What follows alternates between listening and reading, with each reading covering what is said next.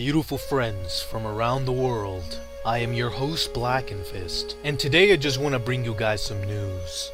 Over the past couple weeks, Toriyama has done some interviews, and he has, as always, as Toriyama can't resist to do, said some very interesting things about Dragon Ball. Most of the things that Toriyama comments on in these interviews is actually about the androids.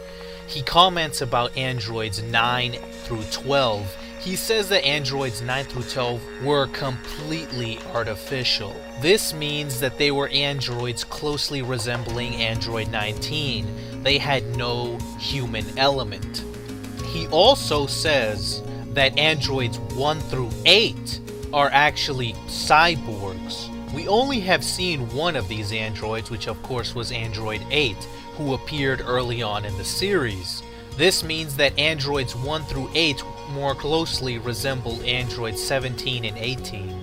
The next interesting comment was that Toriyama said that Android 19 is actually a doll, or his design is based on a doll that the Red Ribbon Army had. Dr. Gero apparently took that doll with him as a war trophy and either turned the doll itself into Android 19 or based the model of Android 19 on the doll. Now, Toriyama also says some very interesting things here about Android 17 and 18. First, he actually names them off. He actually gives them both a name. Android 17's name is Lapis, and Android 18's name is Lazuli. Now, one thing I do find strange is the fact that if Android 18's name is Lazuli, why is it that she kept calling herself 18 then? I guess there's always the possibility that Dr. Gero brainwashed both 17 and 18, and that is a very good possibility. That could probably explain this away. Now, Toriyama also had some more comments about number 17, or I guess we should call him Lapis now. Do you guys remember in the Boo saga where 17 was just seen in the woods holding a gun to these two guys so that they could give their energy to Goku? Well, apparently Toriyama wanted to expand on this idea, and in an interview said that, yeah, 17 actually works at a wildlife reserve, protecting the reserve from poachers. So I guess that would explain what he was doing there in that Boo saga. And he also adds that Lapis, or 17, is married to a zoologist and actually lives out in the middle of the woods, kind of like Goku, isolated in a little house. So, Toriyama apparently gave 17 a whole little backstory there. But by far, the most interesting comment that Toriyama made about the androids was the comments that he had about 16, which really, when I first heard this, made me think a lot about the character of 16 and Dr. Gero. Toriyama said that Android 16 is modeled after Dr. Gero's dead son. And I'm actually going to quote Toriyama directly here.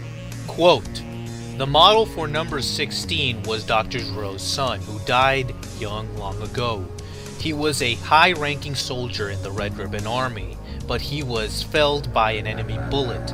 Having a special place in his heart for his own child, Gero gave number 16 great power and fearsome explosive mechanism, but not wanting him to be destroyed in battle if possible, he gave him a gentle personality, which caused 16 to become a failure." And you know what, guys? I really like this idea. I like the idea that 16 is modeled after Gero's dead son. However, there is some things in this quote that actually don't make sense to me. Now, Toriyama in this quote says that number 16 was a failure, but is he implying that Dr. Gero also thought that number 16 is a failure? Because I don't see how. If Dr. Gero's intention was to make Android 16 to resemble his son with great power and a gentle personality, I do think he succeeded.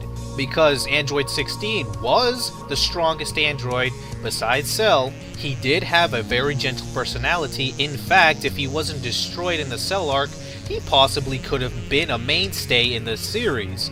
That's how gentle he was. So I don't understand how Toriyama is saying that he's a failure. Another thing that doesn't make sense is that Toriyama says that Gero made 16 with a gentle personality because he didn't want 16 to be destroyed. This actually doesn't make sense because 16 was programmed to want to kill Goku. That puts the android in extreme risk to be destroyed. So if Gero wanted 16 to not be destroyed, one of the first things he should not do is try to program him to kill Goku. So besides the contradictory statements that Toriyama has made, and trust me guys, we haven't even gotten to the most contradictory statement in this video from Toriyama, but we'll get there. I really do like this idea. In fact, it makes me think back to the character of 16, and it does, to me at least. I don't know how you guys would feel about this, but to me, it really does give 16 a little bit more meaning as to the way he was. And also, if you guys remember, Gero was actually kind of protective of 16. Gero had always called 16 a very special project even in the series, calling him a very special android. But as with all Toriyama interviews, Toriyama just can't resist contradicting himself. Now, in a very recent interview, Toriyama said that Buu had always existed since time immemorial, and that he rampages through the worlds and then sleeps for long periods of time. He says that as Majin Buu is rampaging through the worlds, he absorbs mankind's most evil elements into him, making him even more violent.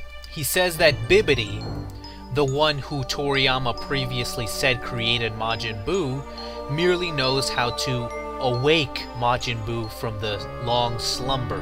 Now this clearly contradicts the manga, which states that Bibidi was the one who created Majin Buu. You see guys, let's take Toriyama's concept to heart.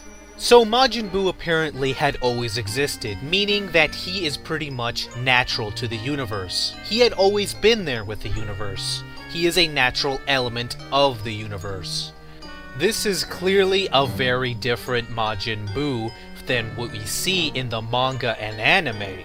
And what we see in the manga and anime is a more of a unnatural Frankenstein type of creature that was created by a madman, Bibidi. This also, I think, creates a lot of problems.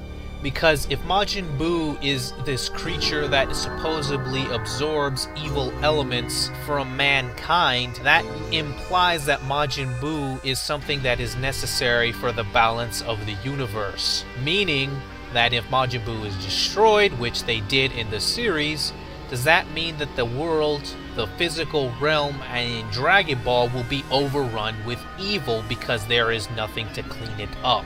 See, this is why I think sometimes Toriyama needs to think about this or needs to have other people around.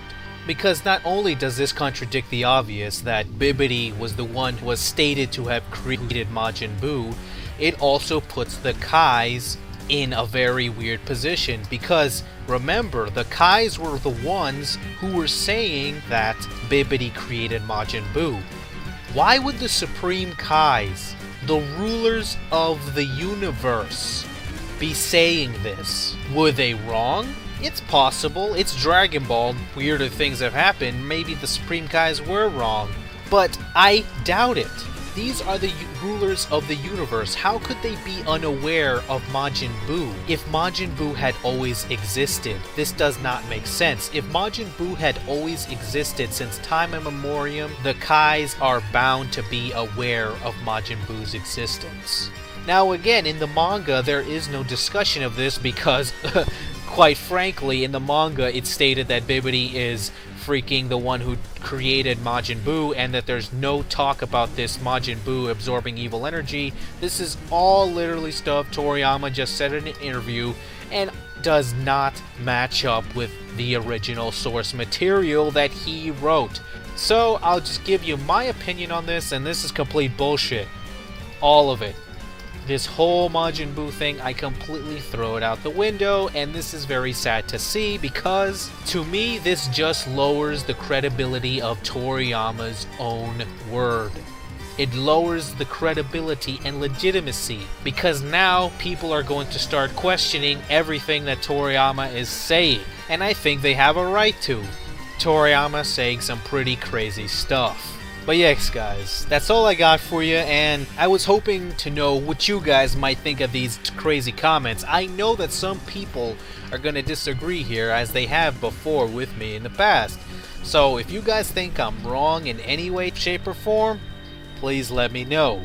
Anyway, this has been the news update, and of course, guys, I'll try to bring you any more stuff. If Toriyama says any more crazy stuff, I'll make sure to bring that to you guys. But as always, guys, I am Blackenfist, and I'm out, man.